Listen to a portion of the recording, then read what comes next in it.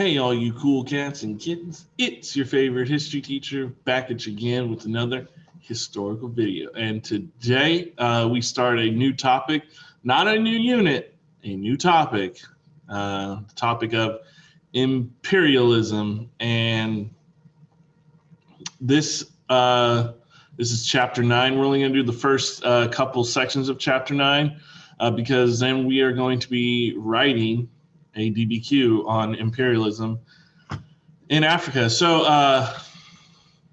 yeah, let's buckle on up and get ready for the ride. These are fairly short lectures, just because to describe imperialism, there's not that many like pictures to describe it. All right, so here's what it is. This is chapter 9. So this is a 2 title note day. So make sure you put this up in the like upper margin of your paper. Chapter 9. So today we're going to be talking about building overseas empires. Chapter 9, section 1. Chapter 9, section 1. Building overseas empires. That was your warm-up.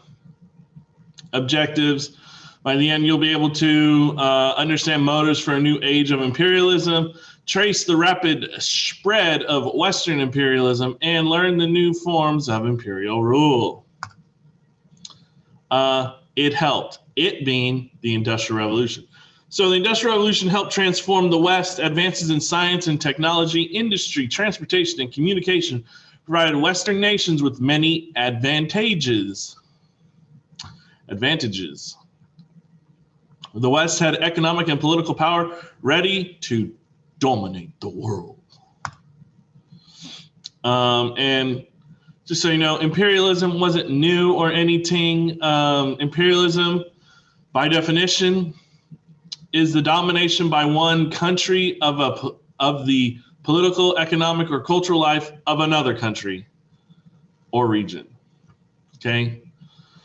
European nations had their own empires in the Americas following 1492, when Columbus sailed the blue. Established colonies in South Asia, gained toeholds along the coast of Africa and China. And despite these gains, between 1500 and 1800, Europeans had little influence on the lives of the peoples of China, India, or Africa. And so we're going to look at causes for new imperialism. You could call imperialism, it's colonization, same thing, just more in detail and more involved. So the 4 causes: economic interests, spur expansion, political and military motives, humanitarian and religious goals, and the application of social Darwinism. So money and expansion. So the Industrial Revolution created the needs and desires for overseas expansion, right? Manufacturers wanted access to natural resources such as rubber, petroleum, manganese for steel, and palm oil for machinery. They wanted new markets so that they could sell their factory goods. Bankers wanted to invest in their profits, and colonies were a valuable outlet for Europe's growing population. So now it all goes back to, you know, the slave trade, the transatlantic trade, the triangle trade, okay, where you have goods manufactured, produced, finished in European countries, and these European countries and merchants, those merchants go down to the coasts of Africa and trade with various tribes there for some exotic goods, and they sell those manufactured goods at a higher price. They also will take some natural resources. They'll head on over to America, do their little selling of slaves, come back to Europe, England, France, Germany, okay, make the goods again. All right. So they are taking resources from African countries, African land, And then while taking it back to Europe, manufacturing, making that cotton into cloth, making rubber and manganese, using that for steel and other products, and then selling it back to Africa. And people thought, hey, if we put our people living here, that's another market for us to make money. So you can see politics and the military are going to get heavily involved. And they were closely linked together with the economic motives, obviously, because money is the root of all evil. You have steam-powered merchant ships and naval vessels needed to be around the world to take on coal and other supplies. Industrial powers are going to seize islands and harbors to satisfy these needs. And of course, nationalism, hey, what your test was about, played a big part too.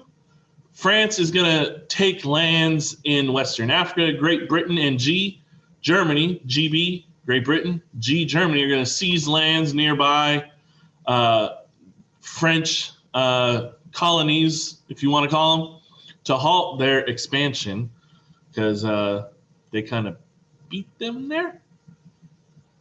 And now Western leaders claim the colonies were needed for national security. That's going to help build prestige worldwide. All right. And so I think of prestige worldwide. I think of Step Brothers, but, you know, neither here nor there. But basically, I'm going to say this quote: more land equals more power. And now Europe is out of land. They have been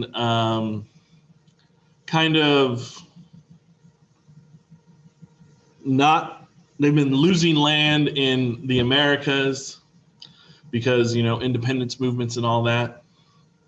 So they're losing their toehold, their stronghold, their finger grip on land in the Americas, and no one's really touched Africa yet. They've taken slaves, they've taken African people and sold them into slavery, but they haven't really explored it too much, okay? And so more land a country has, the more power and prestige it will then have worldwide.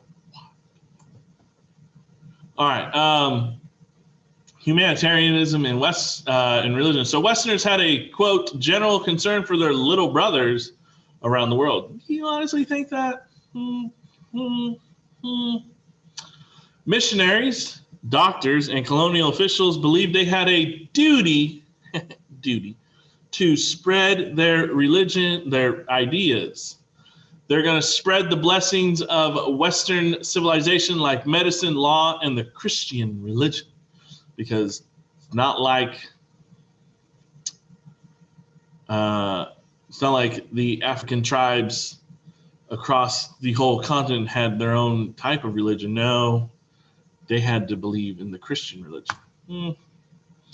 And social Darwinism, this is kind of the root of it. Due to expansion, colonials were developing a sense of racial superiority. Hence, you know, the British colonists, you know, taking over Native American lands, Native, if you want to call them Hispanic, South American lands from those tribes because they have a sense of superiority. You can call the Spanish white in this part too, okay? So they have this racial superiority complex. And so now they're going to apply social Darwinism to their rule, all right? And if you don't recall what Darwinism is, all right? Charles Darwin, the famous scientist, biologist, you know, studied the principles of evolution and came up with the idea of natural selection and the, quote, survival of the fittest. Well, now people are going to apply those principles of natural selection and survival of the fittest to human societies. That's why it's social Darwinism. So now European races are going to argue that they were more superior to all other human beings. And imperial domination of weaker races was simply nature's way of improving the human species. Okay, and that's pretty powerful, and it's seen all across the world, especially today. Kind of like in the struggle in Armenia, someone believes that they are better than another culture, another race, other groups of human beings. Okay, and we're all the same, right? We all bleed. So weaker non-Western states, that was kind of gloomy and doomy. While European nations grew stronger, older civilizations were declining, such as the Ottoman Empire in the Middle East, Mughal Empire in India, and the Qing Dynasty in China. In Western Africa, wars among African peoples and the damaging effects of the slave trade had weakened established empires, kingdoms, and city-states, and newer African states were unable to resist the Westerners, i.e., Westerners wanting to, hey, trade, I want your best and strongest men from your village, give them to me now, or I'm going to shoot you all up because I have guns and you have arrows, and you never bring arrows to a gunfight. It's a generalization, but, you know, it's not like it didn't happen. Advantage, obviously, is to the Westerners. Europeans, they had advantages of strong economies, well-organized governments, and powerful armies and navies. They were superior in technology, such as having riverboats, the telegraph. They improved medical knowledge. They had quinine. They had Maxim machine guns, repeating rifles, steam-driven warships, all used to take over African lands, African people. All these were very persuasive to Africans and Asians to accept Western control in their regions because, hey, they hadn't developed it yet, or they just hadn't purchased enough guns because, you know, Europeans would sell guns and other war materials to the African tribes in exchange for those African men to be brought over as slaves and whatnot. Okay, so over the years, yeah, some tribes, they've accumulated some weapons, but, you know, it's not like they have a ready supply of bullets over the 300-year period from 1500 to 1800 before imperialism really started. All right, so we're going to go into some, I wouldn't say they're case studies, but the different types of what countries did in the African colonies they obtained. So Western powers developed different types of ruling systems for the colonial brethren. The French practiced direct rule, so they would send officials directly and soldiers directly from France to administer their colonies directly. You see where I'm going with this? Goals were to impose French culture on their colonies and turn them into French provinces. You know, teach them about French kissing and French fries. The British relied on their systems of indirect rule. So to govern their colonies indirectly, they relied on the sultans, chiefs, or other local rulers indirectly to indirectly lead their colony. They would invite the children of the local ruling families to get an education in Britain. So now these children are groomed in the westernized education system, this European education system, where they're developing how to rule, how to behave. And so the idea is that these children go back home and tell their families all about the greatness and glory of Western civilization, and to spread what they had learned, to practice what they had learned, to turn their lands into what Britain wanted them to be. And of course, Britain could still resort to military power if they were pushed to. And they get pushed. They get pushed a little bit. There are other types. You have a protectorate where local rulers were left in place, but they were expected to follow the advice of their European advisors on issues such as trade or missionary activity. It cost less to run than a colony did, and it didn't require a large military commitment. So you kind of just keep them in place. You tell them what they need to do. Okay. And then you have a sphere of influence where an area of land which outside powers claim are in the exclusive investment and trading privileges are gained. And nowhere was that greater than seen in China, where people are going to rent land from the Chinese government because, everyone was about China and the exotic things that China could bring, and India and, Southeast Asia. But nowhere was it more seen than in China, because everyone's heard about Chinese, what is that? The overland Marco Polo. Oh, I can't think of it. I don't want to say it's the sea trade, the salt trade, the salt lands. The Salt Road, Silk Road. So people over historical periods, from Marco Polo times to the ideas of way back, okay, the Silk Roads that go from basically Eastern Europe and all the way to China, okay.